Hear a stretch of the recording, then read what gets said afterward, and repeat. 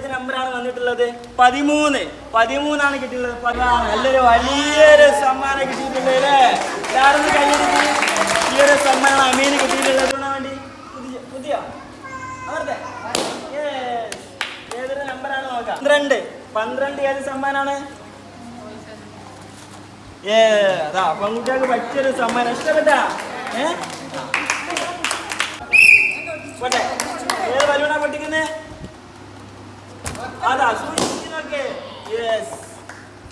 8 കിട്ടിയിട്ടുള്ളത്. 8 ഏതാണ് നോക്ക്? ഏത് സമ്മാനാണ്?